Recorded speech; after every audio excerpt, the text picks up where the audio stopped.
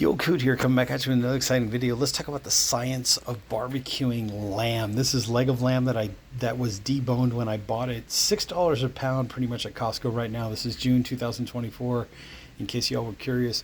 But let's just talk about the science of this real quick, like I always like to do. So when I turn, this is a propane stove, right, 4 burners. When I first turn it on, what I'm doing is I'm turning on the propane just very, all the knobs are off.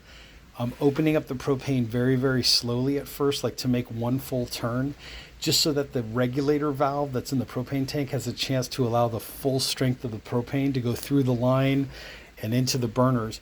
If you open the valve too fast, what happens is that regulator clamps down and you're not getting the full flow of propane through that line to the burners. You kind of get the idea. So anyways, once I opened up the propane, what I did was I turned one burner on, right, and got that going for like a minute or two. Then what I did was I put my lamb meat side down, fat side up on the next, what would have been like the next burner over, so that I'm getting a little indirect heat action. And also when I close the lid, right, when I close the lid on this, it's going to act like a convection oven to help to heat up the lamb like you would in your regular oven. Right now it's hot as hell in Los Angeles. It's over like 100 degrees. So that's why I'm doing this outside on the barbecue. Plus I want a little bit of that barbecue flavor. If you were doing this with charcoal or wood, like in a wood-fired barbecue or charcoal-fired barbecue, same kind of concept. Just heat up your coals as you normally do with a chimney or whatever. Put your coals on one side of the barbecue, and then on the other side of the barbecue, kind of like in the middle, that's where you want to put your meat. So fat side up, skin side, or meat side down. Or I should say, yeah, fat side up and meat side down. The reason for that is the fat will slowly melt and render and drizzle itself into the lamb, keeping it moist during this whole process. What I usually like to do is, so these 3 are off. So heat's here. The next burner over would be the meat.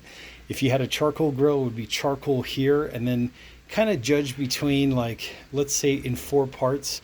You want to keep this like at the 2/4 part, right? Not exactly half, but just a little over. You kind of get what I'm saying. I'm going to let this go for 20 minutes with the lid closed. Then I'm going to rotate it 180 degrees. Let that go for another 20 minutes. I'll check it at that point and see if it needs to be flipped over or not. Sometimes you can wait till the last part of the cooking process to flip it over, because when you do flip it over, all that rendered fat is just going to flare up like crazy.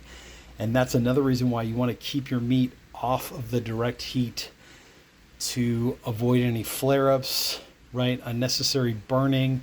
Char is good. A little bit of char, a little bit of browning, flavor, caramelization of the meat and the spices. You get the idea. By the way, pretty simple here. Salt and pepper and a little paprika for a little smoky flavor, and that's pretty much it. Anyways, I'll be back in about 20 minutes or so to show you all what this looks like after it's been cooking. So stay tuned for another exciting video.